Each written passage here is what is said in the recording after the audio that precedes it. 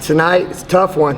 I thought, we've talked about being on the road when we've got punched, that we come out slow in the first quarter, and tonight it's 16-10. But unfortunately, that second, third, and fourth quarter, we gave up too many big plays. I thought, obviously, not having Jessica Carter mixed up some of our rotations. I've talked about it all year. Let me get a full roster and watch us, go to work. But unfortunately, she was sick, so some of that bench magic that I get turned into bench starter minutes, and just kind of mixed some things up. We gave up some big-time plays, but also they made some big-time plays. For them to go 11 for 20, when you look at their box score at the year, it's if they shoot the three ball really well and get to the line, they can make it look ugly. And I thought they did that tonight, and unfortunately my kids fought, but we just couldn't come up with a big play. I thought the play of the game for me was when we had it to 5, and we gave up 2 offensive rebounds, and they hit that dagger 3 at the top of the key. Just wasn't our night. We got to have a short-term memory because our goals are still ahead of us, and we got to bounce back at home, and there's no other place I'd rather play. Robbie, go ahead. Sam, 20 turnovers tonight, and I think y'all have lost 4 games out of the 6 that y'all have had 20 turnovers this season. Why do you think that's such a big issue, and it seems to be kind of an up and down thing for y'all? Tonight they went 3-2 zone like Georgia did. They haven't done it all year, so obviously we're going to attack that in practice because film is out, and we stand too much. They match up to formations.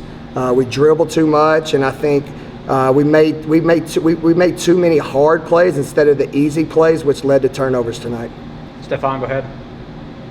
Sam, you kind of mentioned the goals this team have. I mean, kind of sitting on the bubble right now with 3 games to go in the regular season. I guess how do you expect your team to, kind of handle the pressure that comes with that, and kind of, embrace, the opportunities left in these next 3 games? I think they'll handle it great. I mean, we talked about it in the locker room. I told them, we bend, but we don't break. We've said that before. Obviously, we weren't prepared for Jessica not being here. I mean, that's 18 points and 10 rebounds a game. It is what it is. We came out in the first quarter. We just didn't execute the next 3. So we just got to go back home, play with that magic of our crowd to help us give us that lift, and try to find a way against a really good Alabama team. And you do it 1 game at a time. There's no pressure. Our pressure is just trying to play our best basketball, which unfortunately we didn't do tonight. Colin, go ahead.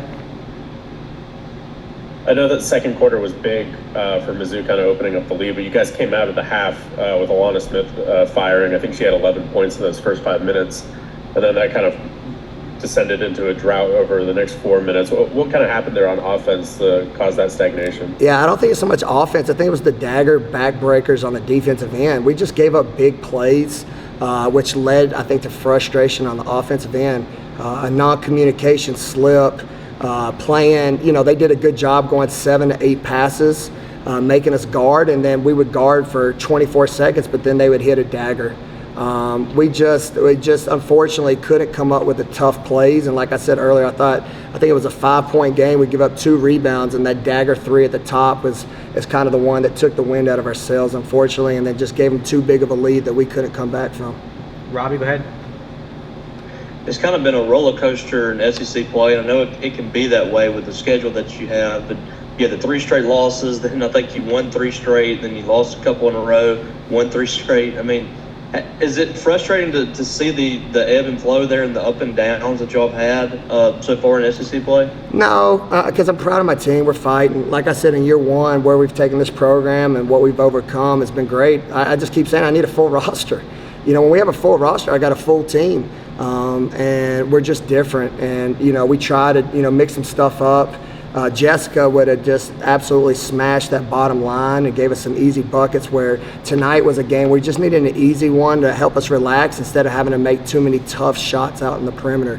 But again, you got to give credit to Missouri. They got smashed by Arkansas, and then obviously they didn't want to get smashed again. And then after the first quarter, I thought they really responded and it looked like a team that didn't want to lose. Stefan, go ahead.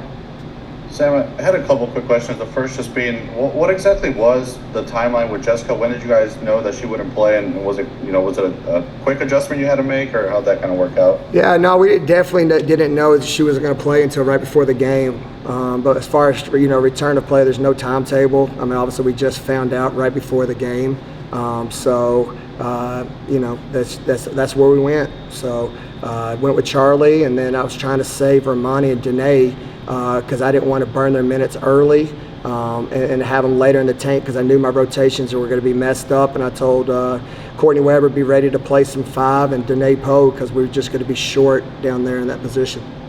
Yeah, and then correct me if I'm wrong. I think it was the Nebraska game where they had also kind of just knocked down some 3-pointers, and you gave them a lot of credit for that. Was it the same case today? Was Missouri just kind of knocking some down, or was there anything defensively you saw? Yeah, no, they hit some big ones. That baseline out of bounds, we went man. We were switching everything. They ran a staggered out of bounds, and the kid is sprinting to the corner 2 feet with a contest, and that's some Golden State stuff right there. And I just thought they hit big shots. If you look back, maybe they had 1 or 2 uncontested because of how they were making us move and maybe a communication breakdown, but I just thought they hit big shots. And then also our Achilles heels is we want tempo. For them to go to the free throw line 23 times, let them set their defense. When you look back on the film, they put 2 on the box and they put 3 back because they weren't going to let us score. They were trying to slow us down and make it ugly, and I thought they did that tonight. We'll wrap things up with Colin. Same as mentioned earlier, you guys have kind of been on the bubble when it comes to looking at tournament analysis. You have a really big week of 2 home games coming up. What's the feel kind of with the team right now, knowing how big those games are? Excited. It's opportunity. When you're at this part of the year, it's better than the alternative, which is your season's done. When's the band going to play the song and end it? We're still fighting for something. Here's the thing about Missouri. That's still not a bad loss. Their net ranking, I think, is what were they before the game? 1-1 something. Yeah, but they're still they're up there. It's we don't have any bad losses, and then the committee will look too that I didn't have Jessica tonight. I didn't have my full roster, so those things are taken into consideration. But again, we got a great one. I think Alabama's net 20, Arkansas is right behind us at 37, and then LSU is 3.